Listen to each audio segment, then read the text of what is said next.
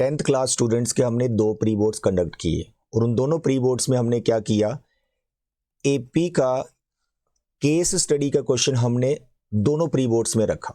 First pre board में भी एक केस स्टडी का क्वेश्चन हमने एपी से रखा, फिर सेकंड प्री बोर्ड लिया, उसमें भी हमने एक क्वेश्चन जो केस स्टडी का एपी चैप्टर से ही रखा।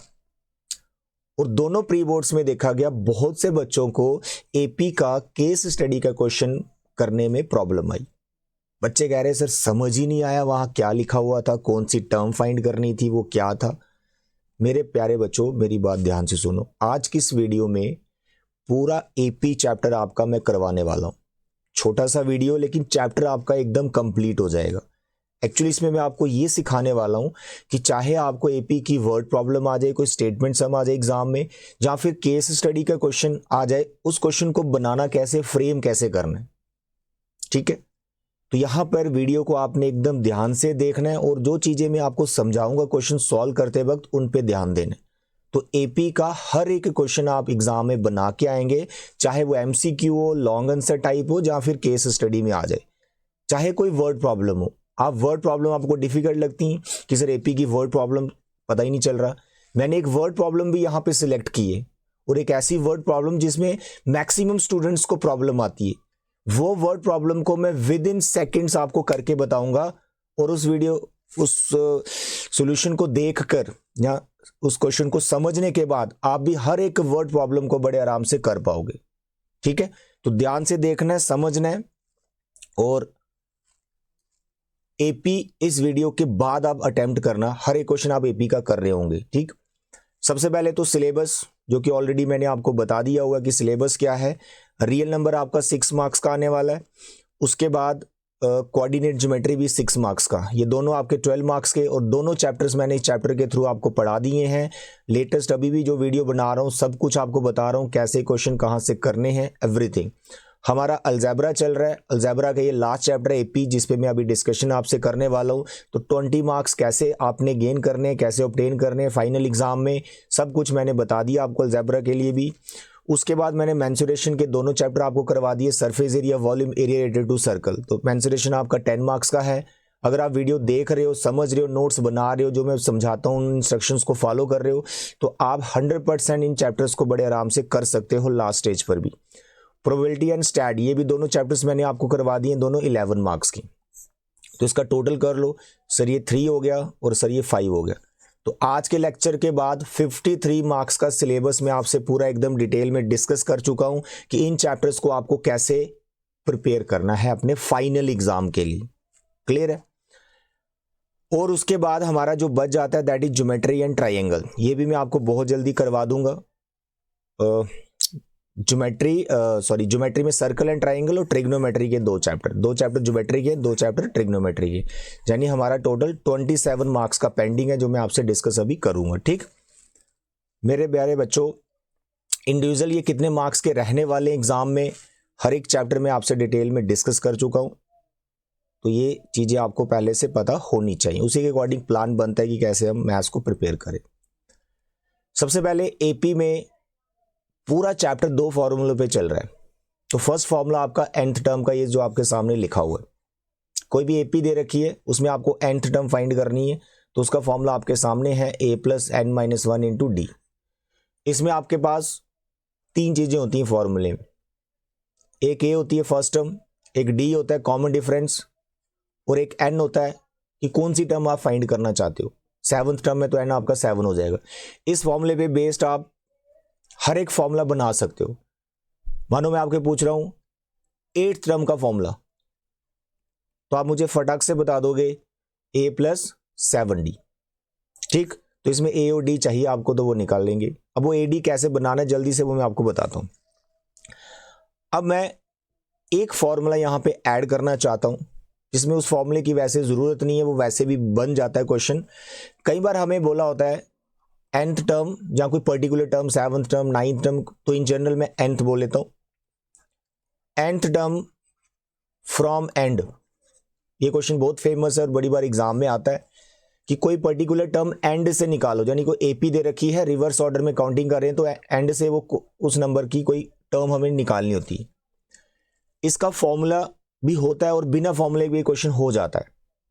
तो अगर आप फॉर्मूले से करते हैं तो आपका टाइम बहुत सेव होता है। nth टर्म फ्रॉम एंड, तो उसका फॉर्मूला क्या बेटे, जो एंड वाली टर्म है उसको लिखना है पहले an, फिर यहाँ पे माइनस लिखना है, फिर यहाँ पे n-1 लिखना है। n क्या है, जो वाली टर्म आप ढूंढ रहे हैं वो n है आप, और d आपका नॉर्मल जो कॉमन डिफरेंस उस AP का होगा। अगर आप ये फॉर्मूला अप्लाई करते हैं तो उस AP को रिवर्स नहीं करना है। बहुत से बच्चे AP को रिवर्स करके करते हैं, वो भी सही है, गलत नहीं है, लेकिन अगर आप ये फॉर्मूला डायरेक्ट लगाते हैं आपका टाइम सेव होगा और AP को रिवर्स करके सोचने की जरूरत नहीं है।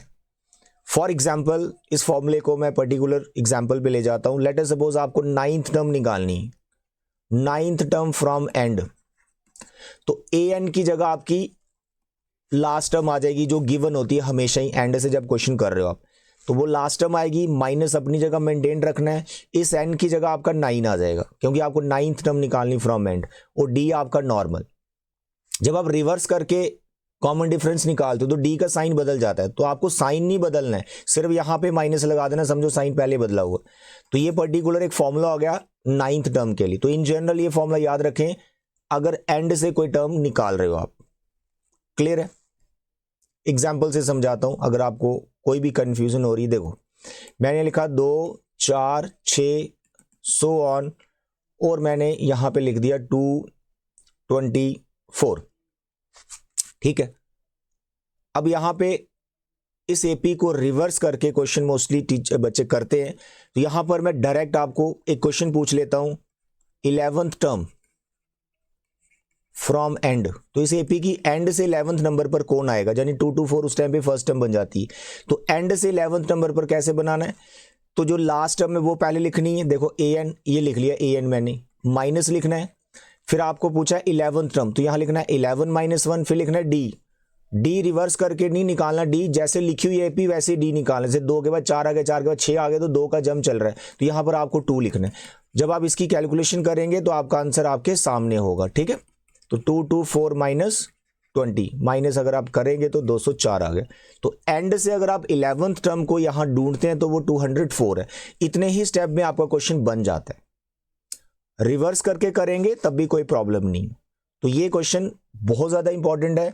इस फॉर्मूले को अगर आप याद कर लेते हैं तो आपका टाइम सेव हो जाएगा अगर AP का एंड से कोई क्वेश्चन आता है। ठीक, उसके बाद जो नेक्स्ट फॉर्मूला वो आपका सम का फॉर्मूला है, SN, sum of first n terms of the AP, n/2 2a plus n-1 into d। ये बड़ा वाला फॉर्मूला आप याद रख लो, बहुत काम का है। इसको थोड़ा सा अगर आप मॉडिफाई करते हैं तो इसकी शॉर्ट फॉर्म भी बन जाती है। जैसे 2a लिखा हुआ है तो इसको a + a लिखो। ठीक, उसके बाद ये वाला जो एक्सप्रेशन देख रहे हैं आपको, ये nth टर्म का ही फॉर्मूला है, तो इसकी जगह an लिख लो। कई बार an लिखते हैं, कई बार लास्ट टर्म l लिखते हैं, वो एक ही बात होती है। तो ये छोटा फॉर्मूला, ये बड़ा फॉर्मूला, सम का एक ही फॉर्मूला है, दो तरह से उसको दिखाया जा रहा है। क्लियर है? तो जो मैंने अभी आपको फॉर्मूले बताए हैं, इसके अलावा कोई भी फॉर्मूला AP का करने की जरूरत नहीं है 10th क्लास लेवल तक। कैसा भी क्वेश्चन आ जाए इन फॉर्मूले से आपकी बात बन जाएगी, और कोई फॉर्मूला आपको नहीं करना है। बाकी कॉमन डिफरेंस क्या होता है, फर्स्ट टर्म क्या होती है, वो तो हमें सब बताइए। इसके बाद अगर आप AP पूरा चैप्टर एकदम परफेक्ट करना चाहते हैं तो मेरे बच्चे आपकी जो एक्सरसाइज 5.3 है, थर्ड एक्सरसाइज, चाहे न्यू NCERT चाहे ओल्ड NCERT, जो थर्ड एक्सरसाइज है 5.3, उसका मेरे बच्चे क्वेश्चन नंबर 3, उसके 10 पार्ट्स हैं, फर्स्ट पार्ट टू 10 पार्ट्स।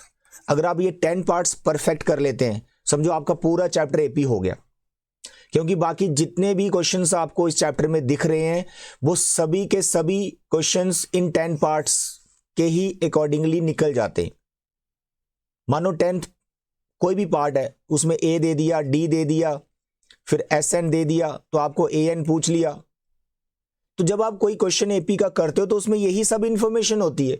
तो सारे चैप्टर का जो निचोड़ है इस थर्ड क्वेश्चन में छुपा हुआ है। अब मैं आपको समझाऊंगा वो कैसे। सर देखो, ये रहे आपके वो 10 पार्ट्स, 5 आपको ये दिख रहे हैं, 5 आपको ये दिख रहे हैं, 10 पार्ट्स हो गए। ये 10 के 10 पार्ट्स अगर आप परफेक्ट कर लें तो मैं आपको बता रहा हूं कि आपका AP एकदम परफेक्ट है। बस आपको AP का केस स्टडी या फिर वर्ड प्रॉब्लम आती है, उसको बस समझने की देर है। अब वो समझना कैसे वो भी मैं आपको बताऊंगा, एक क्वेश्चन मैंने रखा हुआ है। देखो इधर इन 10 पार्ट्स में जो सबसे ज्यादा इंपॉर्टेंट क्वेश्चंस हैं वो ये मैंने 4 क्वेश्चन सिलेक्ट की। इन 10 में से ये 4 पार्ट अगर आप परफेक्ट कर लेते हैं, मानो ये 10 भी आपके परफेक्ट है, तो मैं सिर्फ आपको 4 क्वेश्चंस करने के लिए बोल रहा हूं एपी चैप्टर के, जो कि अच्छे से आने चाहिए प्लस अंडरस्टैंडिंग होनी चाहिए। अंडरस्टैंडिंग के लिए मैं आपको अभी सॉल्व करके यहां पे बताने वाला हूं। तो सबसे पहले हम यहां पे 6 पार्ट करेंगे। ये रहा आपका 6 पार्ट। अब देखो उसने यहां पे गिवन लिख दिया ए बोले तो फर्स्ट टर्म, फिर लिख दिया उसने डी कॉमन डिफरेंस, फिर लिख दिया एस एन, बोलता है एन और ए एन निकालो। यहां पे आपकी हेल्प इन पार्ट्स में क्या हो रखी है कि कोई क्वेश्चन अगर केस स्टडी का या फिर स्टेटमेंट सम आता है तो आपको पढ़ने के बाद, उसको समझने के बाद फिर आपको उसकी इंफॉर्मेशन लिखनी पड़ती है कि इस क्वेश्चन में क्या ए है, क्या इस क्वेश्चन में डी है, क्या इस क्वेश्चन में सम दिया हुआ है। तो इन पार्ट्स में आपको हेल्प क्या है कि मानो कोई स्टेटमेंट दी थी तो उसका इंफॉर्मेशन पहले से आपको लिख के दे दिया है। तो केस स्टडी या वर्ड प्रॉब्लम एपी में क्या होता है, पढ़ के आपको यही सब लिखना होता है। अब उतनी वीक तो है नहीं आपकी इंग्लिश, 10th क्लास में आप हो, सीबीएसई स्कूल में आप पढ़ रहे हो, कि आप उसको पढ़ के ये ना समझ पाओ कि इस एपी में, इस स्टेटमेंट में, इस केस स्टडी क्वेश्चन में क्या ए गिवन है, क्या नंबर ऑफ टर्म्स मुझे समझ में आ रही हैं, क्या मुझे सम पता चल रहा है। उतना हर बच्चे को पता लग जाता है। कंफ्यूजन ये है कि आपको कॉन्फिडेंस नहीं आता कि मैं इसको सही लिख रहा हूं या गलत लिख रहा हूं। आप बिल्कुल सही लिख रहे होते हैं, आप अपने पे विश्वास रखें। तो यहां पे मैं आपको ये क्वेश्चन करके बता रहा हूं, फिर मैं वर्ड प्रॉब्लम भी आपको करवाऊंगा। देखो मेरे बच्चे, क्वेश्चन बहुत इंपॉर्टेंट है। ए दिया हुआ है, डी दिया हुआ है, एस एन की इंफॉर्मेशन है हमारे पास, एन निकालना है। तो यहां पर ए और डी का अपना कोई पर्टिकुलर फॉर्मूला तो इधर लगा नहीं सकते, एस एन से ही हमें काम चलाना पड़ेगा। तो सबसे पहले आप एस एन का फॉर्मूला मुझे बता दीजिए। n/2 2a plus n-1d is equal to 90। Sum दिया था 90 ले लिया। अब ए और डी गिवन है, डाल दीजिए इस फॉर्मूले में वैल्यू। एन तो पता नहीं, ए इज 2, कॉमन डिफरेंस 8, ये आ गया 90। थोड़ी सी सिंप्लीफिकेशन आपको यहां मैं सिखाना चाहता हूं। बहुत से बच्चे कर तो लेते हैं बट टाइम ज्यादा लग जाता है। टाइम ज्यादा लग जाता है, फिर बोलते हैं सर 38 क्वेश्चन थे, मेरे क्वेश्चन छूट गए। तो टाइम कहां से बचाना है? जो कैलकुलेशन मैं यहां सिखाता हूं वहीं से टाइम बचेगा। लेंथी कर दोगे तो फिर तो टाइम निकल ही जाएगा, कुछ छूट जाएगा आपका। अब टाइम देखो कैसे बच रहा है। यहां पे मैं 2 × 2 4 नहीं कर रहा हूं, यहां पे मैं 8 को अंदर मल्टीप्लाई नहीं कर रहा हूं। क्यों भाई? ये 8 लिखा हुआ है और ये 2 लिखा हुआ है। 8 और 2 में क्या कॉमन है? 2। जब आप 2 बाहर लेंगे तो यहां बाहर 2 लिखा हुआ है, ये कैंसिल हो जाएगा। जहां फिर ऐसा कर सकते हैं, बाहर 1/2 दिख रहा है आपको, इसका 2 अंदर जब आप मल्टीप्लाई करेंगे तो ये 2 और 8 कट जाएगा। कैसे भी कर लो, तो बच गया ना हमारा टाइम। तो यहां पे n बचा, यहां पे 2 बचा और यहां पे 8 कट जाएगा, 4 बचा। तो आप डायरेक्ट लिख सकते हैं ये 4n-4 हो गया। एक तो नंबर छोटे हो गए, कैलकुलेशन आसान हो गई। बस यही सब तो सीखना आपको। और यहां पे कैलकुलेशन करके ये बना, मल्टीप्लाई कर दो अंदर, 4n² - 2n, 90 इधर आ गया। और रिड्यूस करो इसको, 2 कॉमन है फिर और कट जाएगा, 2 कॉमन है और कट जाएगा। देखो 2n - n 45। तो this question is very important. इसमें क्वाड्रेटिक बनता है, वो क्वेश्चन तो आपको 100% कर ही नहीं दी। 4 पार्ट कर लो भाई आप। चलो मिडिल टर्म ब्रेक कर लो इसकी। 45 to 90 होता है, 10 और 9 में ब्रेक हो रही। 2n common, n-5 plus 9 common, n-5। इसमें आ गया n-5 2n + 9। तो यहां से देखो n की 2 वैल्यूज आ रही हैं, आपको 5 रखना है। जो नेगेटिव या फ्रैक्शन आएगा वो n रखना नहीं, क्योंकि n नंबर ऑफ टर्म्स है। तो उसने बोला था n ढूंढो, n हमने ढूंढ लिया। आगे बोल रहा है an ढूंढो, an का फॉर्मूला क्या है? a + n-1d। तो a और d का वैल्यू डालो, n मिल गया।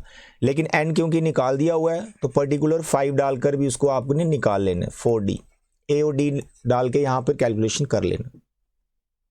तो वर्ड प्रॉब्लम में भी यही इंफॉर्मेशन होती है, बस आपको इंग्लिश पढ़ के वहां लिखना होता है कि डी गिवन है, ए गिवन है, एस एन गिवन है, क्या गिवन।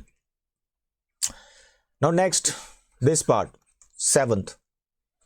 ए पता है, ए एन पता है, एस एन पता है। ये क्वेश्चन भी अच्छा क्वेश्चन है, अच्छा खासा क्वेश्चन है। मतलब सबसे पहले जो ए एन दिया है इसका फॉर्मूला होता है a + n-1d is equal to 62। हमें ए पता है, इधर मैंने ए डाल दिया। 8 को उधर ले जाओ, 62 में से 8 करो माइनस। सर आता नहीं माइनस करना, नहीं आता, चलो ऐसे सिखाता हूँ, ऐसे लिखो फिर माइनस करो। 12 में से 8 गया, 4 यहाँ बचा, 5, 54, ऐसा तो लिख सकते हो। ये हो गया नंबर 1। ना ए ना यहाँ एन निकला ना डी निकला, तो ऐसे ही छोड़ सकते हैं, ब्रैकेट ओपन कर सकते हैं, डी का वैल्यू निकाल सकते हैं, 54/n-1 आएगा, जैसा आप चाहे। मैंने फिलहाल ये ऐसे छोड़ दिया, इसको आगे कितना मॉडिफाई करना है वो डिपेंड करेगा जब मैं इसको भी कैलकुलेट करूंगा। तो एस एन का फॉर्मूला होता है n/2 2a + n-1d = 210। n पता नहीं। अब देखो यहाँ पे 2a n-1d लिखा हुआ, तो जब आप कैलकुलेशन कर रहे होंगे थोड़ा ध्यान देना, n-1d ये तो आपने लिखा था 54 है, तो ये पूरा जो n-1d यहाँ पे बना हुआ है फॉर्मूले में, तो पूरा वैल्यू सीधा ही 54 डाल दो, हो गया ना कैलकुलेशन आसान। और a का वैल्यू हमें पता है 8 डाल दिया, तो ये 54। तो भाई साहब यहाँ से आप इसको कैलकुलेट कर लो। यहाँ भी मजे की बात क्या, 54 2 में 2 कॉमन है, बाहर वाला 2 कट जाएगा, आपका टाइम बच गया। तो जब 2 कट गया ये तो 8 बचा, यहाँ से 2 चला गया, 27 बचा। तो I hope next you can calculate. ये आ गया 210, 27 और 8 होते हैं 35। अब इसको कर लो कैंसिल वैंसिल, एन नेचुरल नंबर ही आना चाहिए। फिलहाल तो ये 7 से जा रहा है, तो यहाँ 5 बचा, यहाँ 7 से गया 30, फिर आगे 6, तो एन आपका 6 आ गया। तो एन बोला था उसने फाइंड करने के लिए, निकाल दिया 6। अब वो ये फर्स्ट इक्वेशन में आप डाल दीजिए एन का वैल्यू 6, तो यहाँ से डी आ गया 54, तो डी आ गया 54/5। That's all. Good question. 8th part, हमें ए एन पता है, हमें डी पता है, हमें एस एन पता है, निकालो आप। एन और ए निकालते हैं। ओके, पहले ए एन का फॉर्मूला लिखता हूँ, a + n-1d = 4। हमें डी पता है, 2 डाल दो इसमें, उसमें a पता, देखो इसमें डी पता है, ये आ गया 4। कैलकुलेशन कर रहे हैं, कुछ खास तो बन नहीं रहा, यहीं छोड़ दें, चलो थोड़ी कैलकुलेशन कर लेते हैं। ये हो गया 2n-2 = 4, a + 2n 4, ये उधर चला गया 2, a + 2n 4 and 2 6, a का वैल्यू निकाल लेते हैं यहाँ पे 6 - 2n, या फिर इक्वेशन बना के रख सकते हैं, मैंने a का वैल्यू निकाल दिया 6 - 2n। अब यहाँ पे हमें एस दिया हुआ, इसका फॉर्मूला लगाया मैंने, 2a + n-1d = -14। अब यहाँ पे आपको ध्यान बस इतना सा देना है, देखो a का वैल्यू मैं यहाँ पे डायरेक्ट डाल सकता हूँ और d का वैल्यू डाल सकता हूँ, आंसर आ जाएगा। लेकिन आप थोड़ा और गहराई में जाएं अगर, तो a को ब्रेक करके देखो an का वैल्यू भी बन जाता है, लेकिन वो कई बार एग्जाम में टेंशन होती है, इतनी सोच नहीं बनती। तो सिंपली यार a का वैल्यू जो मैंने निकाला यहाँ पे, वो मैं यहाँ डाल दूंगा, मेरा n में हो जाएगा। उसके बाद d का वैल्यू डाल दूंगा 2, फिर n में आ जाएगा, तो पूरा क्वेश्चन n में चल जाएगा। That's all. क्वेश्चन मतलब 4 पार्ट जो मैंने सिलेक्ट किए ना, बड़े सोच समझ के सिलेक्ट किए हैं, इनको परफेक्ट करना आपको। देखो a का वैल्यू क्या है, 6 - 2n डाल दिया मैंने यहाँ से उठाकर, यहाँ पे n-1 और d का वैल्यू डाल दिया मैंने 2, ये आ गया -14। उसके बाद देखो फिर ये 2 और ये 2, फिर से वो 2 कॉमन है, बाहर वाला 2 फिर कट रहा है, मोस्टली हो ही रहा है ऐसा। तो n यहाँ बचा हुआ, यहाँ क्या बचा 6 - 2n, यहाँ से n चला गया, + n-1 = -14। सिंप्लीफाई करते जाओ, यहाँ पर आ गया आपका -n + 5 = -14। अब करो कैलकुलेशन इसकी, यहाँ क्या बचा हुआ है, -n + 5 आ गया -n², फिर n अंदर मल्टीप्लाई किया 5n = -14। भाई इनमें माइनस कॉमन लो, 14 का माइनस हटा दो, जब माइनस कॉमन लिया इसका साइन बदल गया, 14 को इधर ले आओ, तो ये भी देखो भाई क्वाड्रेटिक बन रहा है आपका। क्वाड्रेटिक वाले क्वेश्चन बहुत इंपॉर्टेंट है। अब इसको आप मिडिल टर्म ब्रेक कर लो, 14 है 5 है, तो कितने 7 2 में ब्रेक हो रहा है, 7 और 2 में ये ब्रेक हो गया, n कॉमन आ गया, n-7 + 2 n-7, इधर बचा n-7, यहाँ बचा n + 2, n का वैल्यू यहाँ आ गया 7 आ गया, यहाँ -2 आ गया। -2 लेना नहीं, नंबर ऑफ टर्म्स नेगेटिव होती नहीं, तो n आपका 7 आ गया। तो उसने बोला था n निकालने के लिए, n निकाल दी, फिर बोल रहा है a निकालो, तो भाई n का वैल्यू यहाँ डाल दो, फर्स्ट इक्वेशन में a का वैल्यू निकल गया। नाउ द 10th पार्ट, इसके बाद आपकी वर्ड प्रॉब्लम आएगी। आप हैरान रह जाएंगे, वो वर्ड प्रॉब्लम जो आज तक आपको डिफिकल्ट लग रही थी, वो इन्हीं 10 पार्ट में से एक वर्ड प्रॉब्लम है। ये जो 10 पार्ट यहाँ पे मैंने रखे हैं, इन्हीं 10 पार्ट में से वो एक वर्ड प्रॉब्लम है जो मैं यहाँ पे करने वाला हूँ। तो ऐसा कुछ भी नहीं है कि स्टडी आ जाए या वर्ड प्रॉब्लम आ जाए आप घबरा जाओगे, बिल्कुल आपने घबराना नहीं, मैं आपको पढ़ा रहा हूँ, टेंशन नहीं लेनी आपने, सब आपका क्वेश्चन निकलेगा बोर्ड एग्जाम में, ये मैं बता रहा हूँ आप। लास्ट टर्म दे रखी है यहाँ पे ऐसे दिया हुआ है, और एन 9 टर्म्स यहाँ पे दे रखी है, यानी एन का वैल्यू दे दिया। यहाँ ये अंग्रेजी झाड़ रहे हैं यहाँ पे, बस ये देखो इधर ही मैं आपको समझा रहा हूँ। There are total 9 terms. और भाई इस इंग्लिश से आप क्या समझते हो, देर आर टोटल 9 टर्म्स, क्या समझते हो इस इंग्लिश से? यही समझते हो ना एन का वैल्यू 9 दिया हुआ तो इसी इंग्लिश को आपने ऐसे लेटर में कन्वर्ट कर देना। कई बार ए होगा, डी होगा, एन होगा, एस एन होगा, ए एन होगा। तो ये देखो इतनी बड़ी इंग्लिश को हमने उतार दिया एन इक्वल टू 9 यही तो होती है वर्ड प्रॉब्लम। अब इंफॉर्मेशन क्या हो गई, एल हो गया, एस हो गया, यानी ए एन हो गया 28, एस एन हो गया 144 और एन हो गया 9। ये इन्फॉर्मेशन होगी ना, तो इस इंग्लिश की हमें अभी जरूरत नहीं रही। तो एन 9 है, यहाँ 9 डालूं, यहाँ 9 डाल दूंगा, यानी 9th टर्म और सम ऑफ 9 टर्म दिया हुआ है चलिए पहले ए एन का फॉर्मूला सुनाइए। ये फॉर्मूला आ गया 28। ए सर मालूम नहीं, एन मालूम है ना, 9 डालिए यहाँ पर। यहाँ पर आपके पास मिल रहा है a + 8d is equal to 28। इसको रखो नंबर 1, इक्वेशन बना दी। एक इक्वेशन एस एन बनाएगा, एस एन का formula n/2 2a + n-1d is equal to 144।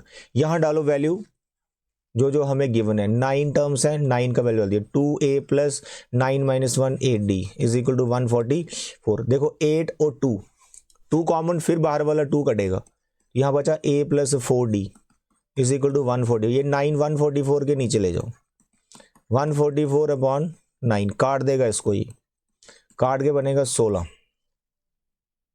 Number 2। अब बताओ फर्स्ट इक्वेशन, ये फर्स्ट इक्वेशन और वो सेकंड, क्या आप इन दोनों को सॉल्व नहीं कर सकते? बिल्कुल सॉल्व करते हैं। लीनियर इक्वेशन इन 2 वेरिएबल आपने पढ़ा हुआ है।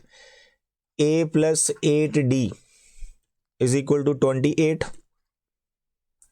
और दूसरा आ गया a + 4d is equal to 16। आ गया आपका काम है, इनको सॉल्व करो, a और d का वैल्यू आप निकालो। Is it clear? तो ये थे थर्ड क्वेश्चन के 10 पार्ट्स, उसमें से 4 सिलेक्टिव जो मैंने आपको करवाए। आपकी ड्यूटी बनती है रेस्ट ऑफ द 6 पार्ट करना। अगर आप ये 10 पार्ट्स परफेक्ट कर लेते हैं, एपी का हर क्वेश्चन आपका बनेगा बोर्ड एग्जाम में, चाहे वो केस स्टडी हो, चाहे वो स्टेटमेंट सम हो, लॉन्ग आंसर हो, एमसीक्यू, 100% क्वेश्चन निकलेगा आपका। ये बात मेरी ध्यान में रखना। अब मैं आता हूं वर्ड प्रॉब्लम पे जो मैंने सिलेक्ट की है। यहां पे क्वेश्चन नंबर ये 18 है, 5.3 का स्टेटमेंट सम। इस क्वेश्चन में बच्चों को बड़ी कंफ्यूजन होती है, स्पाइरल वाला ये क्वेश्चन है। देखो मैं यहां कोई स्पाइरल नहीं बनाऊंगा, कुछ भी नहीं करूंगा, आपको भी एग्जाम में स्पाइरल बनाने की जरूरत नहीं है।